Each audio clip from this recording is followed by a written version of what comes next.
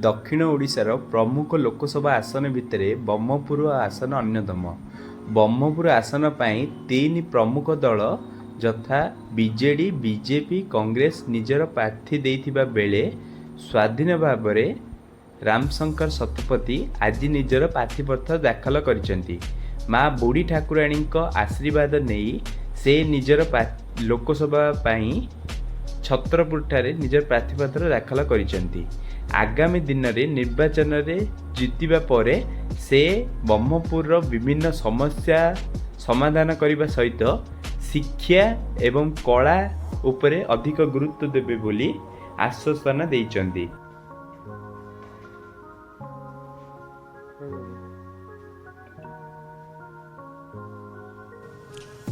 मो ना रामशंकर शतपथी। मु निर्दलीय संपूर्ण स्वाधीन भाव प्रार्थीपत्र दाखल कली। ब्रह्मपुर लोकसभा निर्वाचन मंडल रे मु सांसद प्रार्थी रूपे स्वाधीन प्रार्थी रूप से मो नॉमिनेशन आज डीआरडी ऑफिस छत्रपुर रे दाखल कली एवं मु निरपेक्ष भाव निर्वाचन लड़िया प्रतिश्रुतिबद्ध होइछि। उद्देश्य एक गोटे उद्देश्य नुह अनेक उद्देश्य अच्छी।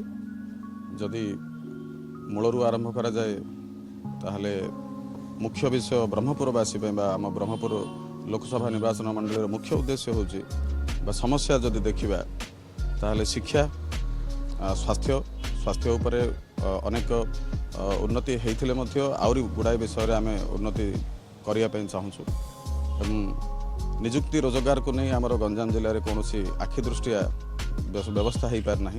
मोर मूल उद्देश्य रे आमर जिले में बाई 7टी निर्वाचन मंडली रे लोकसभा निर्वाचन मंडली रे जतेक अनएम्प्लॉयमेंट सिचुएशन अच्छी ताकू केमिति सुधार करा जिवो, जो थे आम राज्य सरकार एवं केंद्र सरकार मिलित सहयोग रे जहाँ भी प्रजुक्ति विषय भित्तिक कार्यक्रम हो पारिबो ताहा उपरे मु गुरुत्व देवी। एवं विशेषकर गंजाम हूँ गोटे कलार क्षेत्र, संगीत साहित्यर क्षेत्र एवं आमर विशेष भाव में गंजाम जेहेतु ब्राह्मण विद्वान मानकर गड़ बोली मध्य कहुच्छी।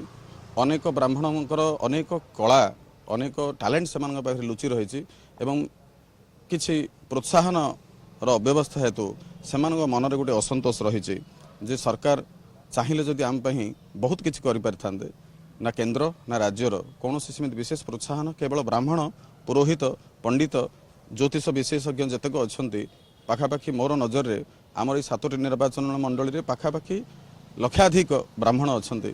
मोर सूत्र मु अनेक सूत्र जहाँ खबर पाई पाखापाखि लक्षाधिक ब्राह्मण अच्छा जो मान पाखे कर्मकांड छड़ा अन्य कौन आय व्ययर व्यवस्था ना।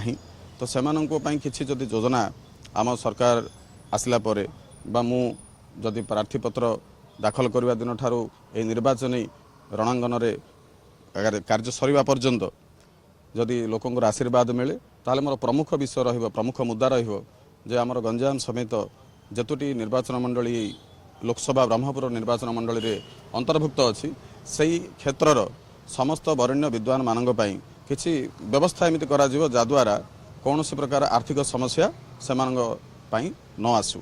ता सहित शिक्षा, स्वास्थ्य, रोजगार एटा हूँ मोर प्रमुख मुद्दा।